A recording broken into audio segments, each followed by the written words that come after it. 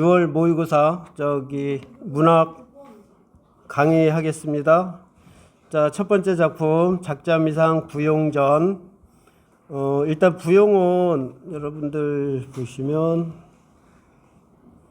자, 요거는 사전적인 의미는 연꽃을 얘기하는데, 자, 연꽃전 뭐 이런 건 없겠죠. 그래서 요거는 자, 일반적으로 여성의 이름에 붙이는 자, 그런 명칭이라고 보시면 돼요. 그래서 자, 부용이라는 여성에 대한 이야기 그렇게 보시면 되겠고, 자, 그다음에 작가는 작자미상입니다.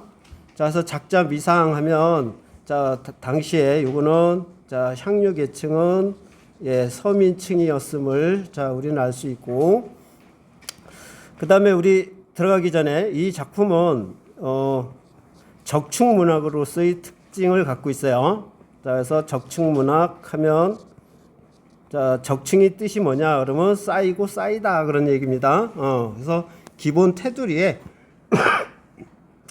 자, 쌓이고 쌓이다 해서, 자, 서민들 독자들이 재밌어하거나 재밌어하는 건 길게 늘려서 얘기하거나, 아니면 독자들이 재밌어하는 요소를 새로이 첨가해서 자, 쌓이고 쌓여서 이루어진 문학, 그래서 적충문학이다 이렇게 돼 있는데, 이게 왜 그러냐면 이 부용이라는 여성이 나중에 이제 이 작품에서는 황후가 되는 해피엔딩으로 끝나는 어떤 그런 이야기를 다루고 있는데, 자, 이게 판본마다 달라요. 그래서 어떤 판본에서는 왕비가 되는 걸로 해피엔딩을 맞는 자, 그런 내용도 있고, 자, 그래서 부분 자, 조금씩 다르다 보니까 자, 적충문학으로서의 그런 고전소설의 특성을 자, 드러내고 있다 해서, 자, 여러분들 혹여 다른 작품에서 똑같이 부용전인데 내용이 좀 다르다 하면 이런 내용 때문에 조금 다를 수 있구나 하는 걸 자, 먼저 염두에 두시고 읽어 가시면 될 것 같습니다. 내용 살펴볼게요.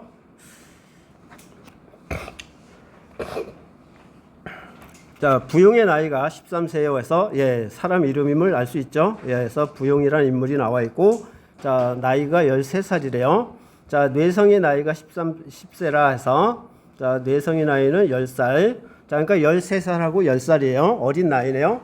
그런데 부모 두 분을 장사 지낼 방법이 없어 해서, 자, 부모 두 분이 돌아가셨나 봐요. 그래서 자, 돌아가셨으면 장사를 지내야 되는데, 자, 이 어린 나이에 누가 도와주는 사람도 없고, 그러다 보니까 자, 장사 지낼 방법이 없어 빈소를 붙들고 자, 엉엉 우는 말이, 그러니까 어린 아이들이 부모님이 돌아가시는 자, 그런 고난을 자, 겪고 있어요. 자, 그래서 자, 주인공에게 닥친 고난의 상황을 얘기하네요.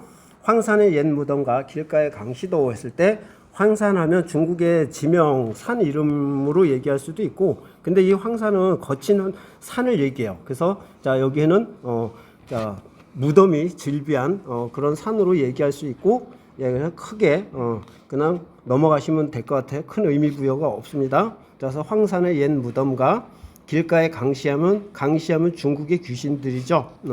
자, 다 무덤이 있건만, 자, 그래서 여기까지 모든 귀신들은 다 무덤이 있는데 우리 부모는 안장할 사람이 없으니, 안장, 매장 다 같은 말입니다. 장사. 그래서 자, 이거 장사 지낼 사람이 없으니 우리 남매 살아서 무엇하리요 해서 지금 부모님이 돌아가셨고, 자, 그에 대한 고난을 겪고 있어서, 자, 여기는 슬퍼하고 있는, 자, 슬프지만 이에 대한 해결책이 자, 어떻게 돼요? 장사 지낼 자, 해결책을 지금 찾지 못하고 있어요. 해결책을 지금 찾지 못하고 있는 상황 하면서 슬프게 통곡하더라 해서 요거는 서술자가 하는 얘기겠죠. 자, 울다가 기운이 다 빠져서 잠이 들었더니, 자, 그래서 잠이 들었어요. 그래서 여기 엉엉 울다가 자, 결국 잠이 들었네요. 자, 그때 잠이 들었더니 잠속에서 머리가 허연 노인이 자, 무거운 지팡이를 가지고 땅을 가리키며 말하기를, 너희 부모 두 분을 이 자리에 안장하면 좋을 것이다 라고 얘기했어요. 그래서 요 놈은 꿈속의 내용이 되겠죠. 자, 그래서 요거 잠하면 지금 위에서 얘기했던 자, 고난을 겪고 있고, 자, 근데 이에 대한 해결책이 없어요. 그래서 요 잠하면, 자, 갈등, 자, 요거는, 예, 갈등 해결의 해소의 매개체. 자, 그렇게 여러분들 보시면 될 것 같고, 자, 결국 꿈에서, 자, 이 하얀 노인이, 자, 요 갈등을 해결해 주고 있어요. 그래서 꿈하면 갈등을 해결해 주는, 자, 그런 부분을 얘기하고 있네요. 자, 그래서 근데 여러분들 보시면 이 하얀 노인이, 자, 꿈속에서 이러고 저러고 하라라고 얘기했을 때, 자, 이 하얀 노인은 결국, 자, 여기에 조력자를 얘기할 거고, 자, 근데 이 조력자는 초월자로서의 조력자를 얘기하겠죠. 신과 같은, 자, 그런 입장으로서의 조력자의, 자, 노인네의 모습. 그 다음에 하나 더 얘기하면 현대소설과 고전소설의 차이점 얘기할 때, 현대소설은 원인과 결과, 사건과 해결이, 자, 인과적이고 필연적으로 짜여져 있습니다. 자, 하지만 여기서는 갑자기 잠이 들고 꿈속에서 모든 갈등이, 자, 해소된다라고 얘기하고 있기 때문에, 자, 이와 같은 경우는 우리, 예, 고전소설의 특성 얘기할 때 요거는 이와 같은 경우는 우리 우연성 그렇게 얘기하죠. 네. 그러면 되겠네요. 예. 자, 너희 했고, 자, 놀라서 잠을 깨어 살펴보니 노인은 간 곳이 없으나, 자, 땅을 완전히 그려놓았고 해서, 예, 꿈속에서의 일인데 땅이, 예, 그려져 있대요. 그래서 요거는, 자, 꿈속에서의 일이지만, 자, 요거는 사실성을 부여해주는 장면. 자, 그렇게 보시면 될 것 같고, 자, 밤은 이미 깊어 밤의 색깔이 적적하고 달빛은 희미하더라. 부용은 내성을 붙들고, 자, 내성은 부용을 붙들고 집으로 돌아와 탄식하며 말하기를, 자, 산신령이, 여기서는 산신령이라고 되어 있네요. 요 산신령하고 머리가 하얀 노인하고, 자, 결국 같은, 예, 조력자의 모습이죠. 자, 우리를 불쌍히 여겨 묘터를 가르쳐 주니, 부모님을, 자, 안장할, 자, 장사 지낼 묘터를 가르쳐 주니 즐겁거니와 장례 절차를 준비할 방법이 없구나. 금능 땅 강할림 댁에 종들을 많이 부린다 하니 내가 몸을 그대에게 팔아 재물을 얻어 장사를 편안하게 하리라. 해서 중요한 게 하나 나왔네요. 자, 그래서 보시면 내가 몸을 그대에게 팔아, 자, 재물을 얻어 장사를 지내겠다 돼 있는데, 이 당대 저기 반영론적 관점에서 사회상을 얘기할 때, 자, 효를 아주 중시하고 있던 당대 사회상의 모습을 얘기하는데, 자, 효를 실천하기 위해서, 자, 효를 실행하기 위해서 어떻게 돼요? 자, 자기 자신을 희생하는, 희생하는, 자, 그런 모습이, 자, 나타나겠습니다. 자, 하고 나서니 내성이 울면서 말하기를 형제는 한 몸이라 하오니 어찌 누나 혼자 팔리게 하는가 해서 여기, 자, 묶어볼게요. 자, 우리 남매 함께 가자 하는데, 일반적으로 효행 소설은, 자, 일정한 구조를 갖고 있는데, 지금 요와 같이, 예, 자, 형제가 고난을 함께 하자라고 얘기하는, 예, 이 형제애를 다루고 있는 거는, 형제애를, 예, 자, 다루는 거는 다른, 효행설화하고는, 자, 다른 효행설화에서는 나타나지 않는, 예, 이 작품만의 독특한, 자, 특성입니다. 그래서 이놈은, 자, 다른 효행설화에는 없는 부분이에요. 그래서 이 작품만의 독특한 특성. 자, 하고 부용은 앞에 서고 내성은 뒤에 따라가니 해와 달이 빛을 잃고 풀과 나무가 슬퍼하는 것 같다 해서 마찬가지로 여기, 자, 서술자가 하는 얘기인데, 자, 보시면 이 작품에서는 서술자가, 자, 어떻게 돼요? 인물의 내면 심리까지 다 밝혀서 우리에게, 자, 풀어주고 있어요. 그래서 이 시점 얘기하면, 예, 마찬가지로 그리고 요와 같은 경우를 우리 편집자적 논평 그렇게 얘기합니다. 그래서, 자, 뒤에도 계속 나오니까 그냥 써놓고 편집자적, 자, 논평이 있고, 드러나고, 요걸 통해서 우리 결국 시점에 얘기하면 전지적 작가 시점임을 알 수 있어요.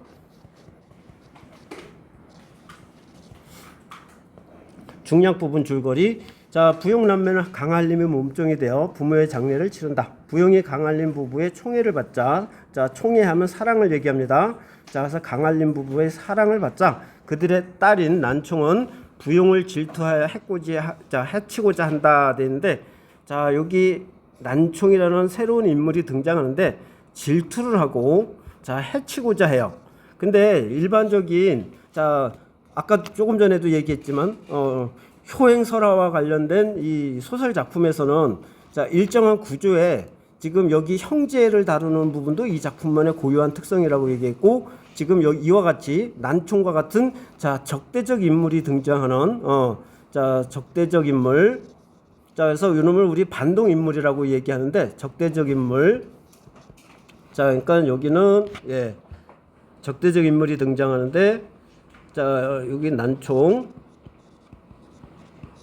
이 부분은 예, 자, 마찬가지로 이 작품만의 고유한 특성이라고 보시면 돼요. 그래서 다른 예, 효행설화에는 없는, 그래서 형제를 다루고 있는 부분, 그 다음에 적대적 인물이 등장해서 주인공인 주동인물과의 갈등을 다루고 있는 주동인물, 그래서 여기 부용이 될 거예요. 그래서 주인공인 주동인물과 자, 갈등을 일으키고, 자, 결국 악인으로 등장해서 이 주동인물을 해치고자 하는 이 부분은 이 작품만의 고유한 자, 특성. 그래서 우리 두 개 얘기했습니다. 자, 그래서 형제를 다루고 있는 부분하고 예, 난총이 등장하는 적대적 인물. 예.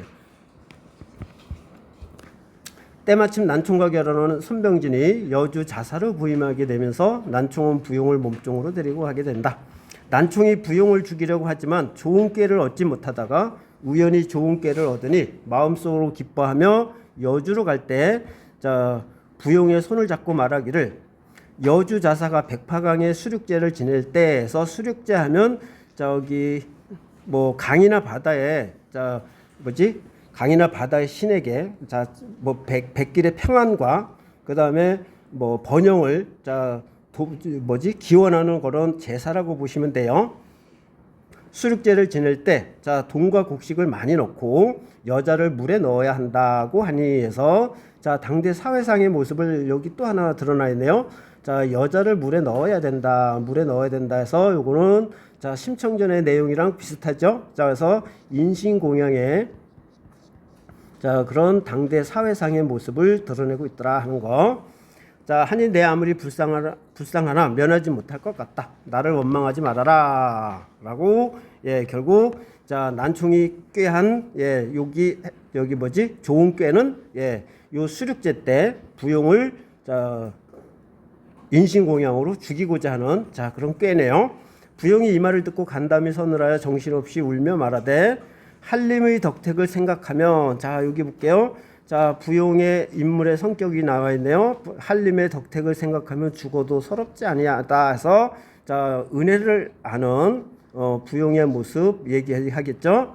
자, 은혜를 자, 하는 자, 아니하자. 다만 내성을 다시 보지 못하고, 자, 동생입니다. 보지 못하고 죽게 되니 한이로소이다 하고 이튿날 길을 떠나 백파강에 다다르니, 자, 넓은 물가에 원숭이가 울고, 자, 백구는 편편히 왕래하는데, 자, 그래서 백구 자, 갈매기죠. 자, 물의 형세가 넓고 커서 꾸불꾸불 출렁출렁하는 물결은 사람의 마음을 다 녹이더라 해서, 자, 물결의 자, 형세를 얘기하면서 아주 예, 자, 이곳에 빠져 죽어야 하는 어떤 그런 예, 부용의 그런 자, 심정 위압감을 주고 있는 그런 배경 묘사라고 보시면 될 것 같아요. 자, 계속 같은 얘기예요. 태산 같은 크나큰 배에 두 개의 돛을 높이 달고, 자, 배가 두 척 있네요.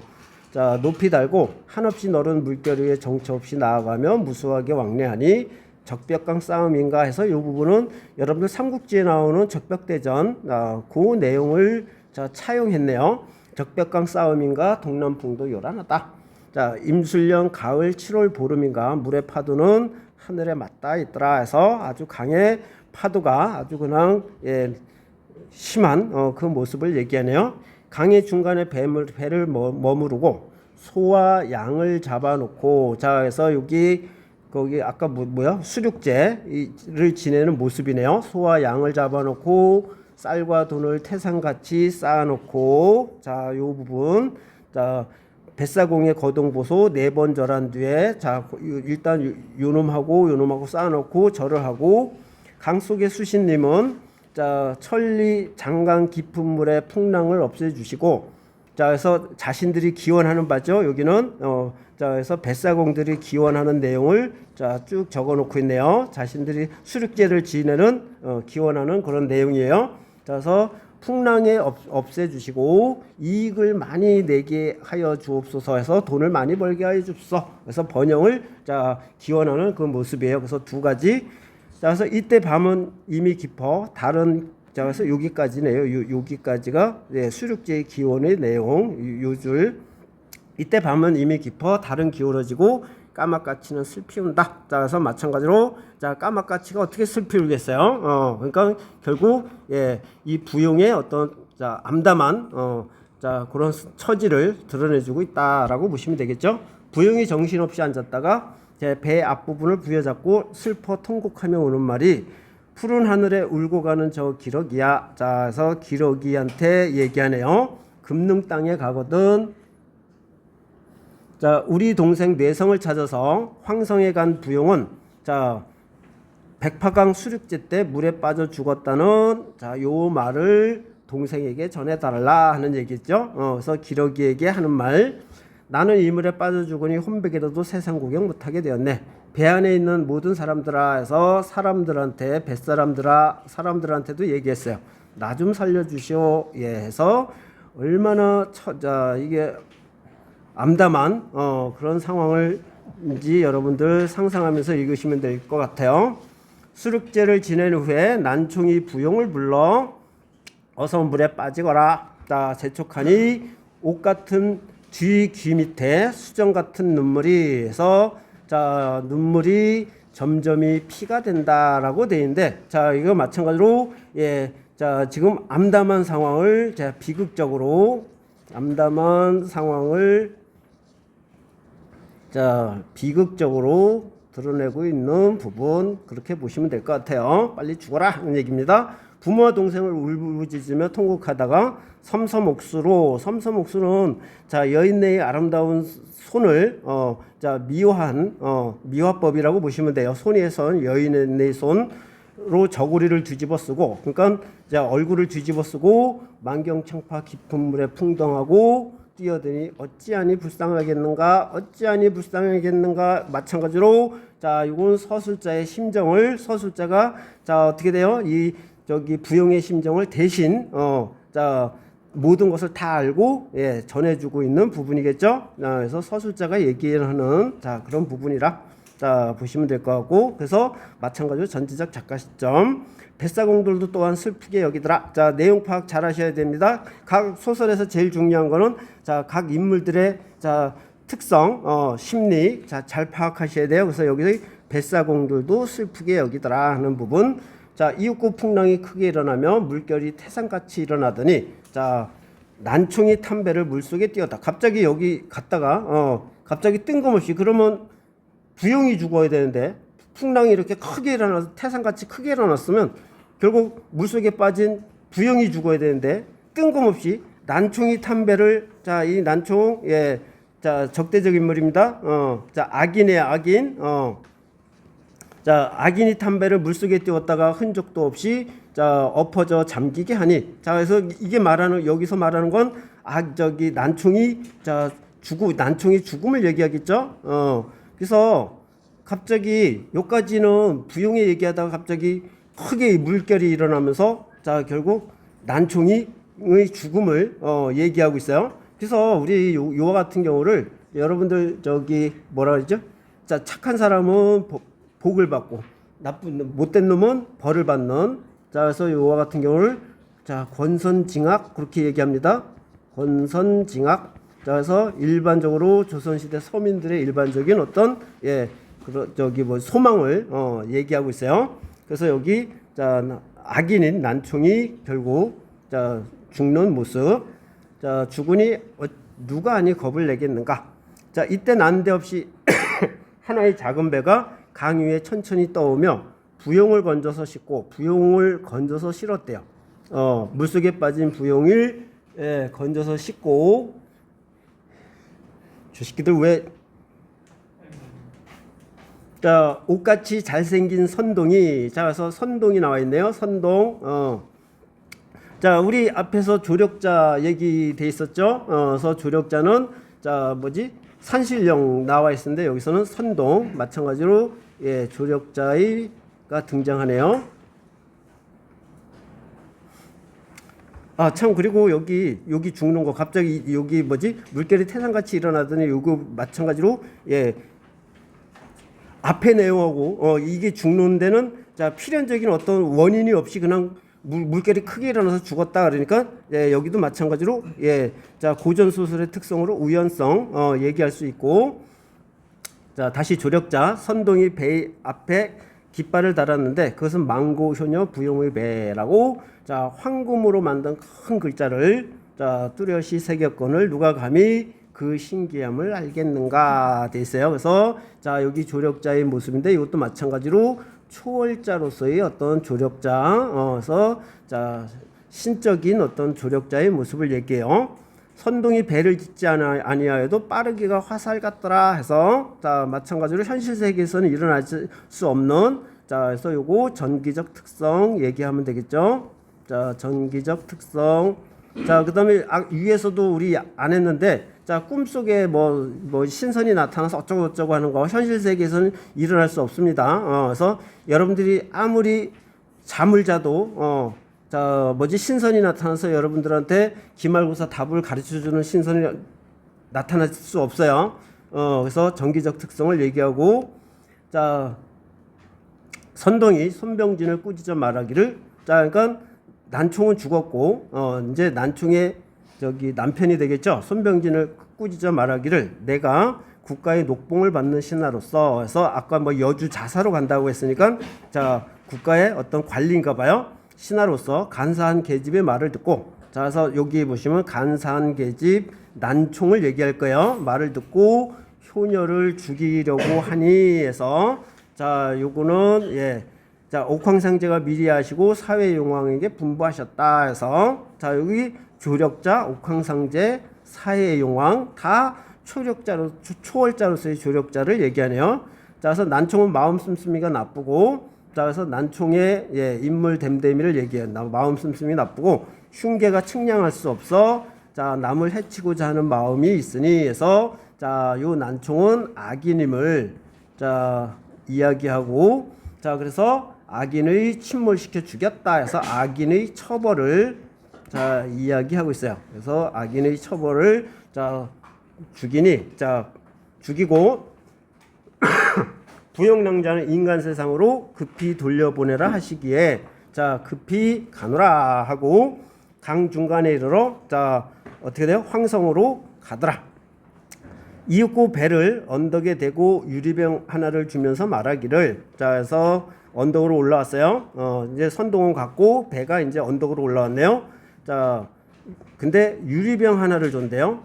그래서 조력자인 선동이 저기 부용에게 유리병 하나를 주었대요.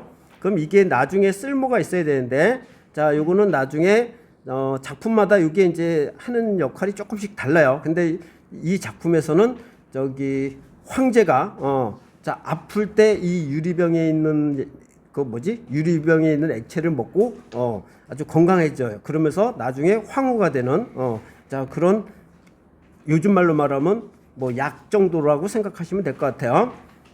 주면서 말하기를 세상에 유기한 물건이다. 쓸 것이 있을 것이니 헛되이 버리지 말아라 얘기하고 있고 낭자는 앞으로 만승의 황후가 되어 해서 만승하면 요거는 만대의 수레를 끄는 사람을 얘기합니다. 그래서 만승하면 만대의 수레를 끄는 사람을 얘기해요. 그래서 요거 만대의 수레를 끄는 사람은 자 황제를 얘기합니다. 자 그래서 예. 자 만승의 황후 그러니까 황후가 되어 동생을 만나고 자 그러니까 황후 자 보십시오. 나중에 좋은 일이 있을 것이다라고 얘기해서 자 만승의 황후가 되는 게 첫 번째. 나중에 황후가 돼서 동생을 제외를 해요. 그리고 동생은 나중에 저 무슨 왕이 돼. 그래서 자 동생도 아주 잘 돼요. 그러면서 자 동생을 만나고 그 다음에 부귀영화가 세상에 진동할 것이다 해서 자 결말의 내용을 이 부분은 암시해주는 자 그런 부분이다라고 보시면 될 것 같아요. 하직하고 가거늘 부용랑자가 백사장에 앉았으니 이상한 구름이 사방을 둘러싸고 형내가 진동하더라 해서 저기 결국 위에서 얘기했던 선동은 저기 우리 보통 사람이 아니고 어떤 신적인 어떤 그런 존재임을 얘기할 수도 있고, 그 다음에 또 하나 얘기하면 부용이 그만큼 이와 같이 자 나중에 아주 귀한 사람이 될 것이다 하는 부분을 얘기할 수도 있습니다. 그래서 자 두 가지 다 그렇게 생각하시면 될 것 같아요. 자 그렇게 해서 내용은 자 끝났고, 문제는 특별히 어려운 게 없어서 따로 할 게 별로 없어 보여요. 그래서 보면 31번은 뭐 내용 읽었으면 다 풀 수 있는 거고, 그 다음에 여기 마찬가지로 적절하 32번에 적절하지 않은 거 했을 때 묘터 백파강 언덕 할 때 거기 보시면 답은 5번이죠. 선동은 부용에게 니은에서 벗어나 디귿으로 향할 것을 제한한다. 틀린 건이죠. 자 제한한다라고 되는데, 선동은 백파강에 빠진 부용을 건져내서 건져내고 떠나요. 그렇기 때문에 답은 뭐 잘못된 거 5번인데, 5번 부용에게 니은에서 벗어나 디귿으로 향할 것을 제한한다 해서 자 그래서 당연히 말이 안 되는 내용이 써져 있고, 33번만 자 보기만 한번 봅시다. 자 부용전은 자 자기 희생을 통한 효를 실천하는 주인공이 초월적 존재의 도움으로 행복한 결말에 이르는 효행설의 전형적인 구조를 따르고 있다 해서 자 부용전과 다른 자 작품들 간의 공통점을 얘기하고 있어요. 그래서 자 보시면 자기 희생을 통한 효의 실천, 이게 첫 번째. 심청전이랑 비교해 보십시오. 자 결국 심청전에서는 자 아버지의 계안을 위해서, 눈을 뜨게 하기 위해서 자기 스스로 자기 신을 희생해서 아버지에게 효를 실천하는 모습, 자 실천한 주인공이 그 다음에 초월적 존재의 도움으로 자 그래서 두 번째 얘기하네요. 자 그 다음에 초월적 존재. 심청전도 마찬가지로 뭐 물속에 풍덩 빠졌는데 용궁에서 어쩌고 나오죠. 그래서 여기도 마찬가지. 자 여기서는 선동, 그 다음에 거기서는 뭐 용궁의 어떤 그런 존재, 도움. 자 그 다음에 행복한 결말, 해피엔딩. 자 그래서 세 번째 그래서 전형적인 구조다 해서 요놈은 부용전과 일반적인 효행, 자 서로의 일반적인 공통점을 얘기하네요. 공통점. 그런데 주인공이 악인의 질투와 난총이었죠. 악인의 질투와 흉계로 위기에 직면하고, 그래서 자 요거는 차이점이 되겠네요. 이 작품만에 있는, 다른 작품이 없는 이 작품만의 고유한 자 요소라고 보시면 돼요. 자 그다음에 직면하고 그 악인이 처벌받는 그래서 자 인과응보 권선징악. 자 인과응보 권선징악 다 되는 말이죠. 인과응보 뭐 권선징악.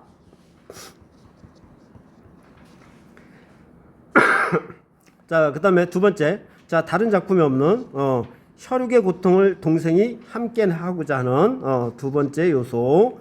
자 한다 해서 공통점, 요놈은 차이점, 그렇게 보시면 되겠네요.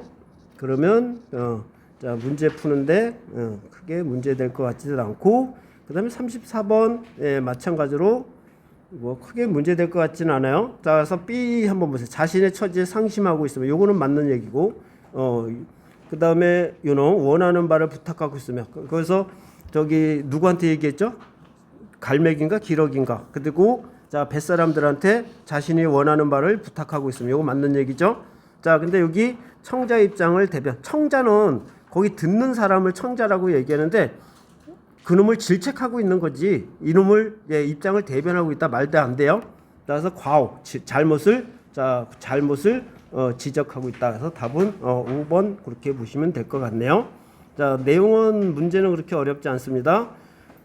자 그래서 요거에 대해서 하나만 얘기하면, 이 작품은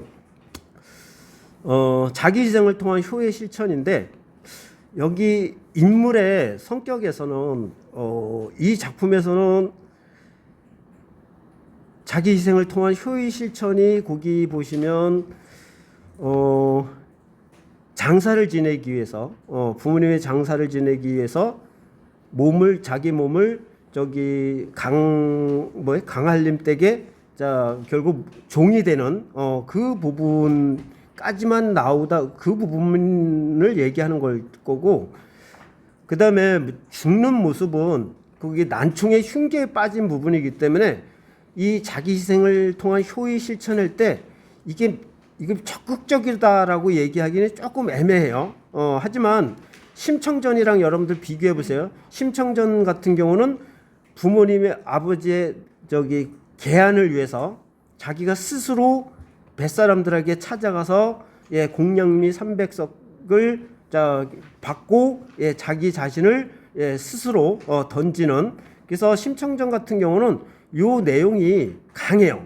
자신의 의지로 효를 실천하겠다는 의지가 강한데, 요 작품은 있기는 있는데 이게 강하다라고 보기는 조금 미흡합니다. 그래서 자 생각을 좀 해보십시오.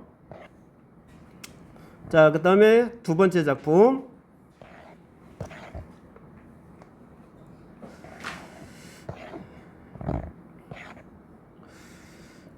자, 전상국님의 겨울의 출구인데, 자, 이 작품은 자 1970년대를 배경으로 하고 있어요. 그래서 1970년대 자 도시화 자 산업화가 진행되는 산업화가 진행되던 당대 사회상을 배경으로 하고 있습니다. 근데 여기에 적응하고 발 맞춰서 같이 나아가는 사람들은 자 부자가 되고 잘 살겠지만, 여기에 도태되고 소외되는 사람들은 자 삶이 점점 더 힘들어지겠죠. 그래서 이 산업화 근대화에 소외되는 자 사람들의 삶을 자 다루고 있는 작품이다라고 보시면 돼요. 그래서 겨울이라는 건 자 어떻게 돼요? 자 산업화에 소외된 점점 가난한 사람들의 자 현실적인 삶을 겨울이라고 이야기하고 있고, 그 다음에 이 겨울을 벗어나기 위한 발버둥, 그렇게 자라고 보시면 될 것 같습니다. 자 그래서 이 소외된 삶을 그래서 산업화에 소외된 삶을 해결하기 위해서 어떤 이렇게 이야기가 되고 있는지를 자 살펴볼게요.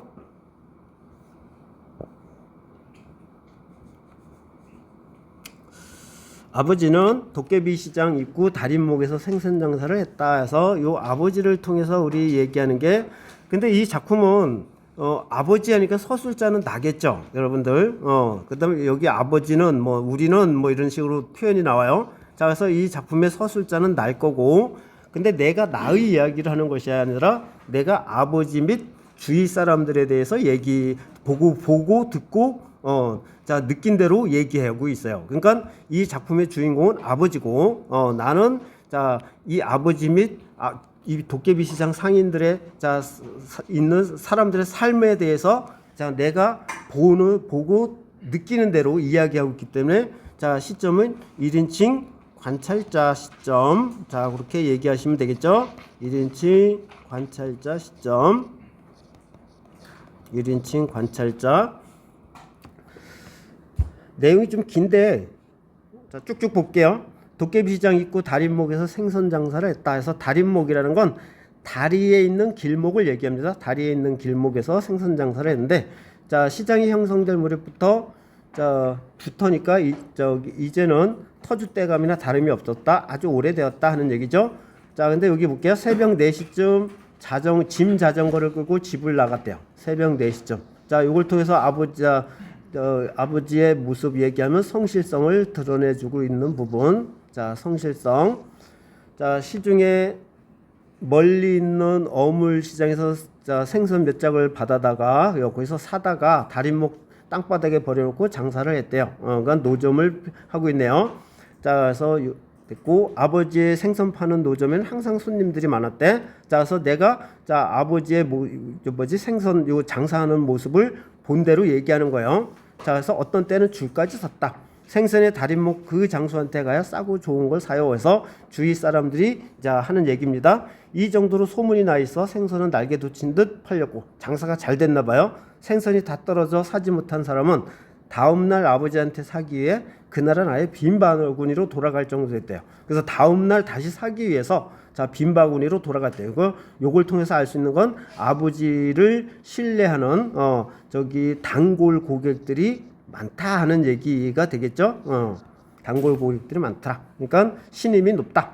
이유는 간단했다 해서 그러면 아버지가 왜 이렇게 사람들이 단골이 많고 신임이 자 두터운지 아버지는 물 좋은 생선만 팔았대요. 그래서 좋은 생선, 품질이 좋은 생선만 팔았고 자 그다음에 친절했어요.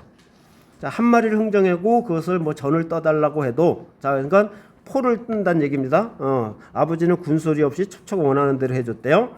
생선배를 따고 지느러미와 꼬리를 쳐낸 다음 손님이 원하는 대로 정성껏 처리해 주었대요. 그래서 친절함에 대한 얘기죠. 통나무로 된 생선 도마를 항상 깨끗한 물로 씻어냈으며 해서 항상 청결했어요.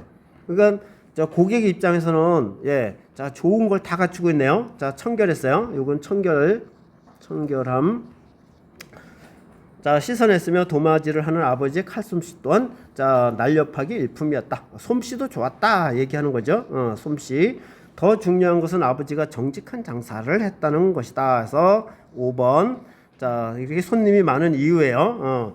자 그래서 생선값이 항상 시중에 어디보다 헐했다. 쌌다는 얘기입니다. 쉽게 말하면 자 싸게 떼어다가 싸게 팔았다는 얘기입니다. 그러니까 자신이 이문을 크게 먹질 않았다는 얘기예요. 그러니까 고객이 좋아할 수밖에 없어요. 그것은 손님을 끌기 위해서 일시적으로 해보이는 얕은 수작이 아니었다. 처음에는 시샘을 해 펄쩍 뛰던 같은 장사꾼들도 차츰 아버지를 이해하면서부터 별 투정을 하지 않게 되었다. 자, 그러니까 아버지를 이해하게 되었답니다. 자, 그러니까 아버지를 왜 이해했는지 그 부분을 살펴보시면 돼요. 김씨 그 돈 벌어 다 얻다가 쌓아 놓았노. 자 그러다 뭐 국회의원 나가도 되겠네 하면서 자 장사가 잘 되는 것에 대한 자 같은 상인들이 비아냥이라고 보시면 될 것 같아요. 자 아버지 곁에서 장사를 하는 사람이 농담삼아 비아냥거렸다. 물론 그들은 아버지가 10년 동안 자 그래서 여기서 장사한 기간이 나와 있죠. 10년 동안 그 달인목에서 맨날 그 꼴로 돈을 이렇게 장사를 해서 장사가 잘 되면 돈을 엄청 벌 텐데 돈을 모으지 못한 걸 알고 있대요. 그러면 왜 돈을 모으지 못했는지 여러분도 궁금하지 않나요? 예, 그 궁금증을 여러분들 주위에서 찾아 나가십시오. 자, 아버지가 겪어온 사람들은 누구나 고개를 갸우뚱거렸고 알 수가 없는 사람이야. 궁금증은 컸다. 같은 맥락이죠. 누구보다 부지런하고 성실한 만큼 자 자기들 생각대로 엄청 돈을 벌 수 있는데도 자 우정 일부라 그런 얘기입니다. 우정 돈을 피해가는 듯한 그 짓거리가 이해하기 힘들었다 해서 자 같은 얘기. 그럼 왜 이렇게 저기 돈을 못 모았는지 자 그 이유가 이제 나올 거예요. 사람들이 그렇게 생각할 만도 했다. 아버지는 하루 내내 장사를 한 것이 아니래요.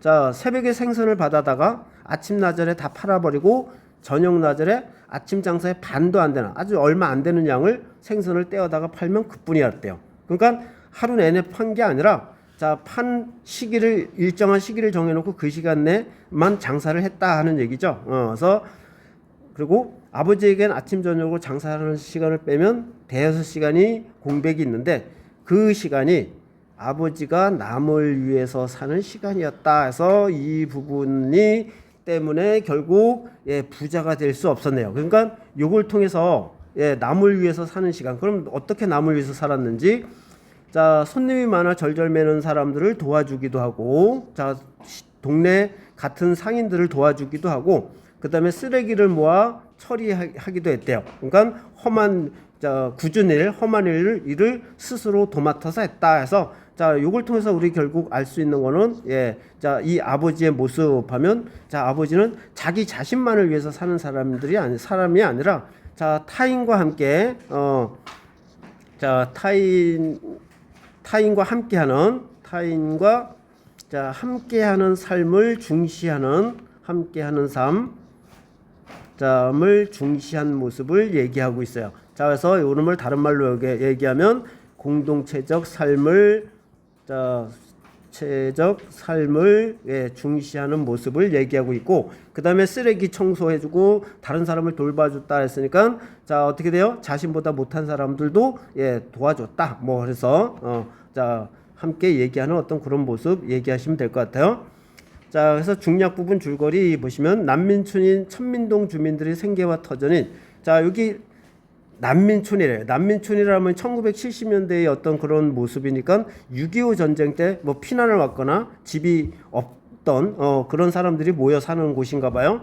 천민동. 그리고 제목 이름도 마을 동도 천민동이에요. 천민동이면 천민이 모여 사는 동네다 하는 얘기인데 그런 상징적 의미. 그리고 자, 도시에 자, 소외된 사람들이 자, 살아가는 어떤 그런 사람들의 살아가는 어떤 지역을 자, 이렇게 자, 상징적으로 표현했네요.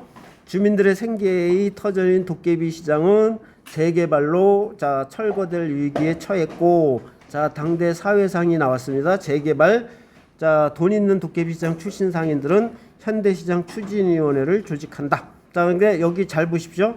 자, 재개발로 지금 도깨비시장은 재개발로 철거될 위기에 처했는데 지금 현대시장 추진위원회를 조직하는 건 돈 있는 도깨비시장 사람들이에요.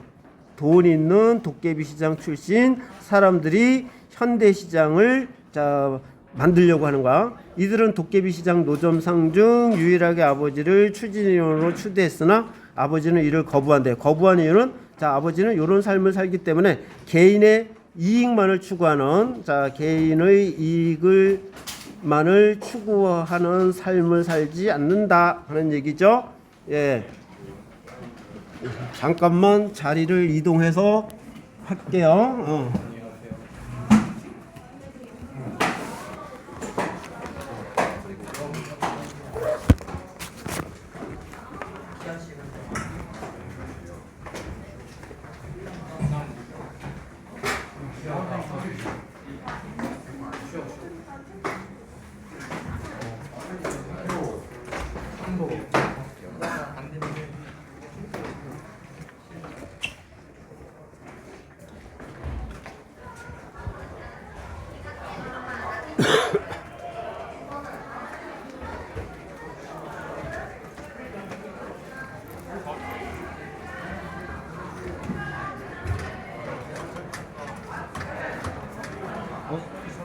잠겼네.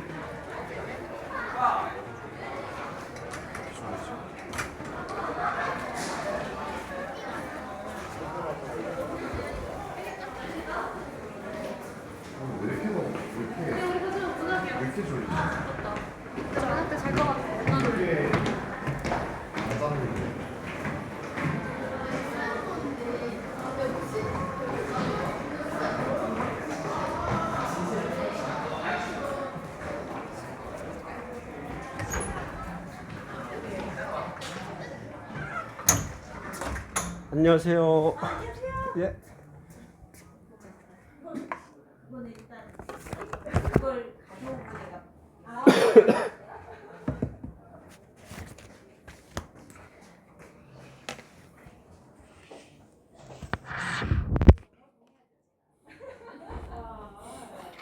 미안합니다. 자, 다시 할게요. 어디까지 했나? 예. 자, 아버지는 이를 거부한다 해서 개인의 이익을 추구하지 않는 공동체적 삶을 자, 얘기하는 어떤 그런 부분까지 얘기했습니다. 그동안 도깨비시장의 큰 점포들은 문을 닫았고 큰 점포들이 문을 닫았대요. 조금 작은 점포가 아니라 노점을 하는 그런 상인들이 아니라 도깨비시장의 큰 점포들, 그러니까 돈 있는 사람들을 되겠네요. 자, 문을 닫고 새 시장으로 옮겨갔다. 현대시장으로 옮겨갔다는 얘기겠죠. 처음 건물을 지을 때보다 임대료가 배나 올라 있어. 자, 임대료가 배나 올라 있어. 배나 올랐으니까 더 이상 도깨비시장 상인들은 여기에 들어가기 힘들겠네요. 자, 이제 다른 사람들은 자, 엄두도 못 낼 형편이었다. 어쨌든 점포주인은 이때 그것을 임대에 장사를 할 사람이 적어 그 시장이 반쯤 채워진 채 개장을 했대. 자, 개장을 했어요. 현대시장이. 시장 안에 넓은 노점들은 텅텅 빈 채였다. 자, 그러니까 여기에 들어갈 사람들이 없는 거예요. 그러니까 자, 이 텅텅 비었으면 도깨비시장 상인들이랑 좀 같이 하면 좋을 텐데, 자, 임대료가 많이 올라 있는 상태에서 들어갈 수 있는 상황, 도깨비시장 상인들은 들어갈 수 있는 상황이 안 되고, 자, 하지만 그러니까 이대로 자, 그러니까 이 현대 상인들은 현대시장 상인들은 결국 들어올 때까지 기다리는 개인의 이익을 위해서 그냥 빈 채로 내비둔 거예요. 도깨비시장 노점들이 그리로 흡수돼야 할 것인데 누구 하나 그리로 들어가지 않았던 것이다. 거기 들어갈 돈이 있으면 우리 식구 몇 달은 놀고 먹겠다. 자, 그래서 하루 벌어 하루를 사는 사람들에서 이게 도깨비시장 상인들의 삶이죠. 그래서 사회에 소외된 소외된 삶, 그늘진 모습을 이야기하겠네요. 그래서 쉽게 말하면 가난한 그런 모습을 얘기할 거예요. 큰 미천을 넣어 장례를 내다볼 겨를이 없었다. 그런대로 현대 시장에는 사람들이 몰렸다. 개장 기념으로 노래자랑까지 하고 경품권, 기념품이 주어졌고 생활형편이 핀 사람들, 잘 사는 사람들이죠. 좋은 물건을 사려면 현대시장으로 가야 한다며 도깨비시장을 지나서 그리로 갔대요. 그래서 이 사람들은 야 왜 시끄러? 이거 야단 났구먼. 도깨비시장 사람들은 서로 얼굴을 쳐다보며 입맛을 다셨다. 그러니까 도깨비시장에 오던 사람들이 결국 현대시장으로 갔다는 얘기네요. 현대시장이 개장되면서 손님이 반으로 줄었다. 매상은 종전의 반도 안 되었다. 당연하겠죠. 이쪽으로 갔으니 반이 잘 사는 사람들이 이쪽으로 갔으니까 큰 물건을 팔아주는 단골, 그러니까 마찬가지로 잘 사는 사람들이에요. 단골이 현대시장으로 몰린 것이다. 시장이 헐린다 안 헐린다의 문제가 아니었다. 당장 오늘 입에 풀칠할 길이 막막했다. 마찬가지 아주 궁핍하고 궁핍한 사람들의 삶을 얘기할 거예요.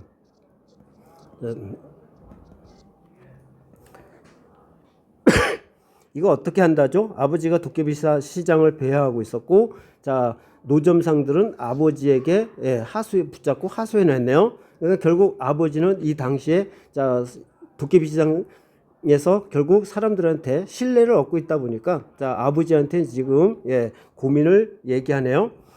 좀 기다려 봅시다. 며칠만 그런 대로 견뎌봐요. 아버지의 말이 맞았다. 정말 단 며칠이었다. 도깨비시장에 몰리는 사람들이 전이나 다름없게 된 것이다. 전이나 다름없게 됐다면 다시 도깨비시장으로 왔다는 얘기네요. 현대시장으로 몰린 새 시장에 대한 호기심이었대요. 그러니까 현대시장으로 갔다가 전과 다름없이 다시 도깨비시장에 몰린 이유는 볼게요. 현대시장으로 간 건 단순히 호기심이었고 천민동 사람들은 아직 정연하게 상점대에서 고르는 일에 익숙하지 못했어요. 그러니까 백화점 같은 데 그냥 있는 쭉 보고 정연하게 물건이 쫙 깔린 걸 보고 자기가 물건을 고르는 일에 익숙하지 못했대. 공연히 바가지를 쓸 것 같은 두려움도 있어요. 그리고 마음 놓고 물건 뒤적이며 값 깎아내기도 도깨비시장이 좋아. 그러니까 결국 여기에 천민동 사람들은 이런 삶을 살지를 못했다 보니까 이 현대시장의 개량화된 현대 이 시장에 적응하기가 쉽지가 않은 거예요. 그래서 도깨비시장이 생각이 난 것이다. 또 햇볕에 그을린 노점상 안악내들에게 귀부인으로 떠받쳐지던 그런 우쭐한 기분, 사모님 하면서 상인들이 고객한테 얘기하겠죠. 그래서 그런 우쭐한 기분도 잊을 수가 없었다. 요와 같은 요인 때문에 결국 현대시장으로 갔던 고객들이 다시 도깨비시장으로 다시 다시 돌아왔다 하는 얘기겠어요. 비로소 도깨비시장 사람들의 얼굴에서 그늘이 걷혔고, 그러면서 사람들이 하는 얘기네요. 사람이 죽으란 부분 없구만 하면서 가슴을 쓸어내렸대요. 그러나 집에 돌아온 아버지 얼굴은 밝지가 못했어요. 뭔가 새로운 사건이 전개가 되고 있음을 알 수 있네요. 아버지 얼굴에는 짙은 구름이 깔렸어. 암시죠. 우리 식구들은 그 검은 구름의 의미를 알았다. 아니나 다를까 구름이 비를 내렸다. 요놈이 현실화되었다. 걱정이 현실화되었다 하는 얘기겠네요. 엄청난 돈을 끌어들여 자 새로 세운 현대시장 측에서 가만히 앉아 파리만 날릴 턱이 없었다. 당연하겠어요. 그렇다고 그들이 직접 나서서 어떻게 한 것은 아니지만 자 아니래요. 애초 그들이 앞뒤 따져 작심하고 벌인 일에 차질이 생길 리 없었다. 자 그래서 쉽게 말하면 뒤에서 뭐 조종을 했거나 뭐 그랬을 거예요. 근데 이럴 줄 알았다고. 도깨비 시장 사람들은 닥친 일에 차라리 체념한 얼굴로 멍청해졌다 해서 예. 자 그럼 구체적으로 왜 그런지 이유를 살펴볼게요. 시장 지역이 재개발지구로 예, 지정돼 버렸어요. 재개발지구로 지정되면 그곳에 있는 모든 건물은 철거가 되고 자 뭔가 새로운 예, 자 건물이 들어설 건데 있는 사람들은 다 쫓겨나가야 될 상황이에요. 겨울 안으로 정비 사업을 벌인다는 내용과 함께 무허가 건물은 일제히 자진 철거하라는 철거 개구장을 받았다. 예, 자 명령하는 겁니다. 알리는 거. 자 그래서 언제까지 하지 않으면 자 정부에서 예, 일방적으로 건물을 철거할 것이다 하는 게 철거 개구장이에요. 기한 내에 자진 철거를 하면 소정의 철거 보상비가 지급된다는 내용이 첨가된 개구장이 시장 점포마다 배달되었다. 아무 때고 한 번은 치를 홍역이었지만 자 요런 예, 자 요걸 비유적으로 표현한 부분이죠. 자 홍역이었지만 이렇게 느닷없이 닥쳐오리라고. 자 그러니까 도깨비시장 상인들은 자 전혀 알 수가 없었던 그런 내용이 예, 자 을 알 수 있겠네요. 미처 생각도 못한 것이다 라고 얘기하면서 자 결국 여기서는 자 1970년대 도시화 산업화가 진행되면서 자 결국 여기에 소외된 사람들은 더 안 좋은 지역으로 결국 내몰릴 수밖에 없는 더 점점 자 절망적인 비극적이고 절망적인 자 삶을 살 수밖에 없는 그 당대의 예, 소시민들의 삶을 드러내고 있더라. 자 얘기하시면 자 되겠습니다. 자 그래서 문제 보시면 자 서술상의 특징에서 이 작품은 역순행적이라는 거는 과거에서 현재로 진행되는 게 아니 현재에서 자 과거로 회귀하는 자 부분을 얘기해야 되는데 그런 부분은 없습니다. 자 그래서 이 작품은 자 시간의 순서 순행적 구성 그렇게 보시면 될 것 같고 뭐 상징적 소재 갈등 반복적 동작 내적 갈등 뭐 찾아볼 수 있습니까? 예, 이건 없고 이야기 내부의 서술자 1인칭 시점이라고 있죠. 그래서 1인칭 시점은 나가 작품 안에 있습니다. 그래서 이야기 내부의 서술자 해서 이거는 1인칭 시점임을 얘기할 수 있고 1인칭 시점 근데 내가 나의 이야기를 하는 것이 아니라 특정 인물이 주변에서 일어나는 일들을 보여주고 있다 했으니까 이건 아버지와 자 도깨비 시장 상인들 그런 사람들의 삶을 얘기하고 있으니까 결국 이 시점은 1인칭 관찰자 시점에 대한 설명 1인칭 관찰자 시점에 대한 설명 그렇게 보시면 될 것 같아요. 그래서 답은 4번이네요. 그 다음에 1인칭 관찰자 시점이라고 했는데 초점 인물을 달리하여 어쩌고 하는 거 혼합 시점은 여기 나타나 있지 않습니다. 예. 자, 그래서 이건 혼합 시점 얘기하는 건데 예. 시점을 바꾸고 뭐 이런 부분은 나타나 있지 않아요. 예. 근데 요거와 관련돼서 시점이 나와 있으니까 우리 시점에 대해서 잠깐 간략하게 하나만 살펴보고 들어갑시다. 자, 시점은 일반적으로 1인칭 시점이 있고 1인칭. 자, 그래서 1인칭은 나가 등장하는 겁니다. 그래서 내가 나의 이야기를 하면 자, 어떻게 돼요? 1인칭 주인공 시점 1인칭 주인공 그 다음에 내가 남의 이야기를 자 보고 듣고 생각나는 대로 독자에게 전달해주면 1인칭 관찰자 시점.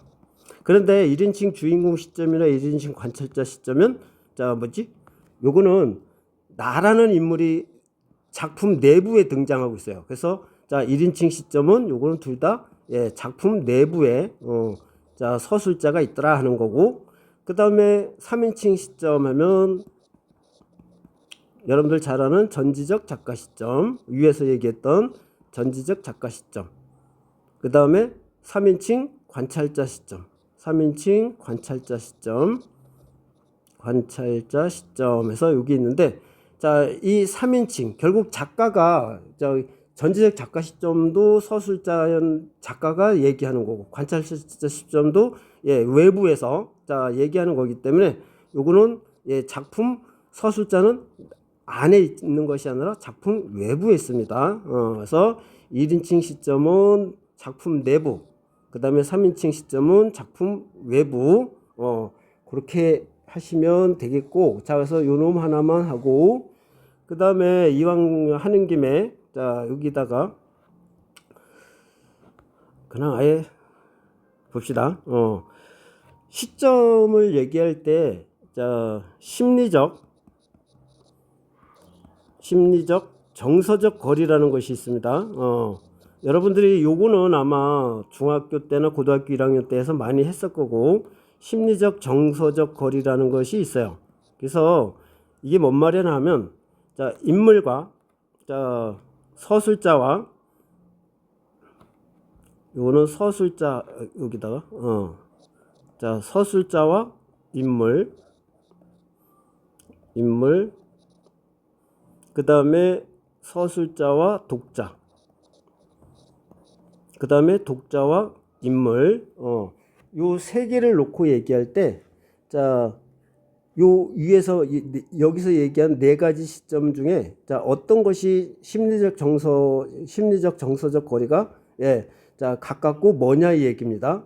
자, 그래서 일단 여러분들 자, 전지적 작가 시점부터 한번 볼게요. 자, 그래서 전지적 작가 시점부터 자, 보면 주인공 시점부터 봅시다. 예. 자, 그래서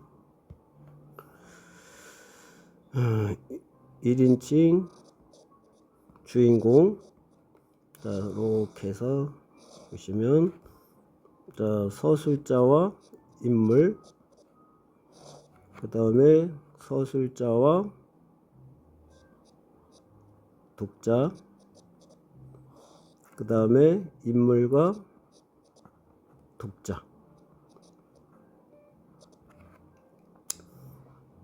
요거는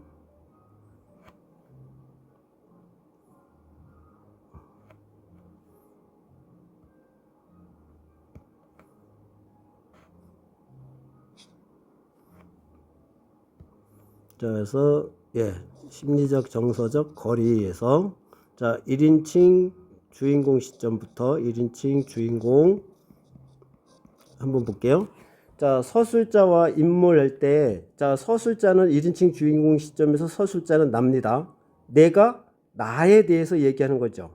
내가 나에 대해서 얘기하니까 요 두 인물은 결국 동일 인물이 되는 거예요. 그죠? 서술자는 나고 내가 나에 대해서 얘기하는 거예요. 그러니까 서술자와 인물의 거리는 둘 사이가 어떻게 동일인이 되는 거죠. 그래서 요거는 자, 서술자와 인물은 아주 가깝습니다. 제일 가깝어요. 그래서 가까움. 자, 그 다음에 서술자인 내가 나에 대해서 서술자인 내가 나에 대해서 독자에게 얘기를 해주니까 독자는 이 나에 대해서 잘 알 거예요. 그러니까 독자와 서술자는 마찬가지로 가까워요. 가까워. 그 다음에 독자하고 인물 사이에 요 관계를 보면 내가 나에 대해서 있는 그대로 나에게 얘기해 주니까 자, 독자와 인물 사이도 어떻게 돼? 요게 나의 서술자가 나에 대해서 다 얘기해 주니까 독자와 인물 사이도 가깝고 친밀해요. 그래서 자, 관계가 아주 가까워요. 그래서 1인칭 주인공 시점은 자, 여기 서술자와 인물, 서술자와 독자, 독자와 인물 이 관계가 자, 가깝고, 그 다음에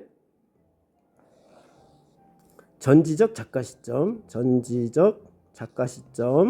자, 보시면 전지적 작가 시점은 서술자가 인물이 내면 심리나 일이 진행되는 모든 걸 전지전능한 신과와 같이 모든 것을 다 알고 있죠. 그러니까 서술자와 인물이 가까울 수밖에 없죠. 작가가 이 인물에 대해서 어떻게 돼? 신과 같이 모든 것을 다 알고 있으니까 가까울 수밖에 없어요. 자, 그 다음에 서술자가 이 인물에 대해서 독자에게 모든 것을 다 말해주니까 서술자와 독자도 마찬가지로 가까워요. 그 다음에 자, 다시 계속 전체적 작가 시점은 이 인물에 대해서 서술자가 모든 것을 다 독자에게 말해주다 보니까 말해주는데, 자, 독자 입장에서는 이 모든 것을 다 말해주니까 독자는 이 인물에 있어서 굳이 들어가서 따질 필요가 없습니다. 그러니까 얘가 다 말해주니까 굳이 얘한테 가까이 가서 이 인물이 어떤 인물인지를 스스로 탐구할 필요가 없어요. 그러니까 이 인물하고 독자 사이는 거리가 멀어지겠죠. 멀어집니다. 멀다. 예, 자, 그렇게 보시고, 자, 그 다음에 관찰자 시점. 자, 1인칭 관찰자 시점 볼게요.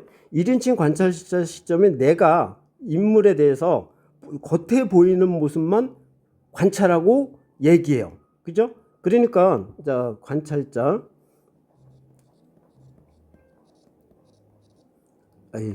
다시.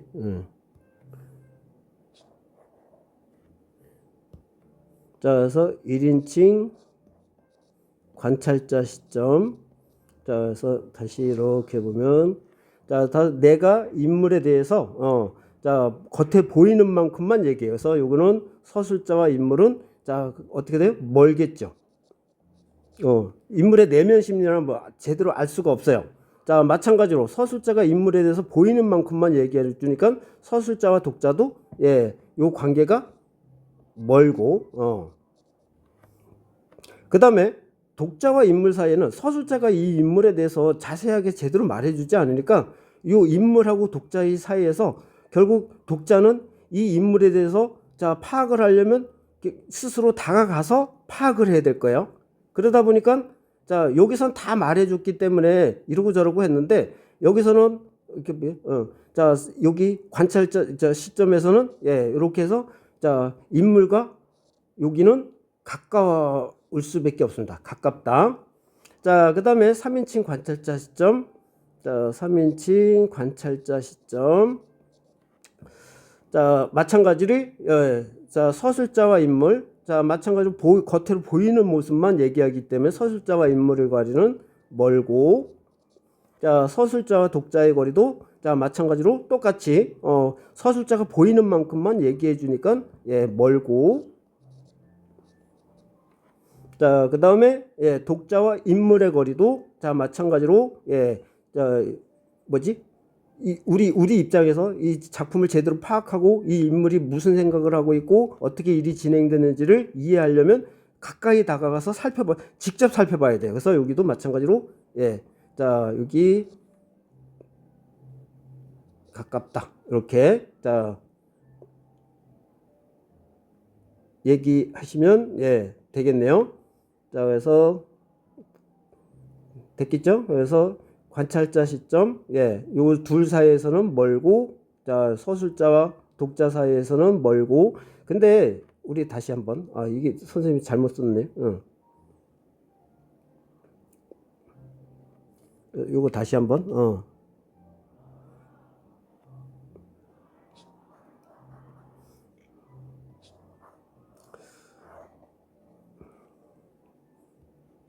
자, 이렇게 하지 말고, 그냥 관찰자 시점 한 방으로, 갑시다. 이게 왜 그러냐면, 자, 이렇게 해서 선생님이 너무 세분화해서, 얘기하면 여러분들 헷갈릴 수 있을 것 같아요. 자, 그래서 관찰자 시점을 다시, 자, 겉으로 보이는 서술자는 인물에 대해서 겉으로 보이는 모습만 얘기합니다. 그래서 요거는, 자, 멀고, 자, 그 다음에 서술자와 독자 마찬가지로 겉으로 보이는 모습만 얘기해 주고 있어요.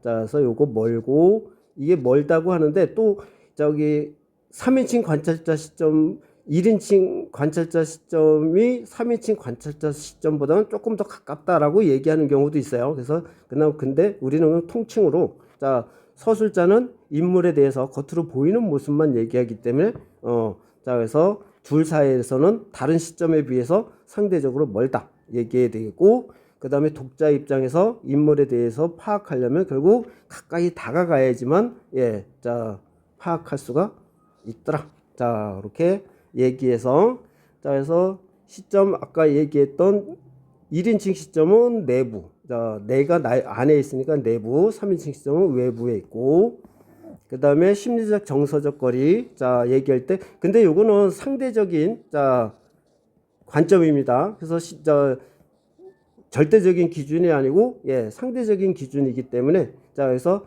뭐 가령 1인칭 주인공 시점에서 서술자와 인물의 거리 할 때, 서술자와 인물의 거리는 요건 가깝고 요건 가깝고 요건 가깝고 요건 멀다 할 때, 자 그래서 1인칭 주인공 시점은 뭐 관찰자 시점보다는 가깝다, 아니면 뭐 관찰자 시점은 요런보다는 멀다, 뭐 이런 식으로, 자 그래서 상대적 거리로 이야기하시면 자 될 것 같아요.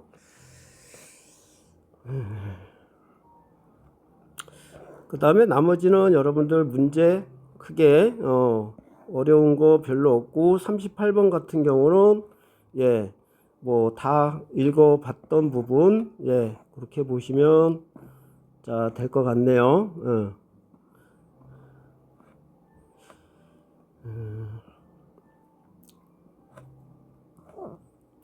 크게 문제되는 부분 없겠죠. 혹여 공부하시다가 자 이해 안 되는 거 있으면 얘기하십시오.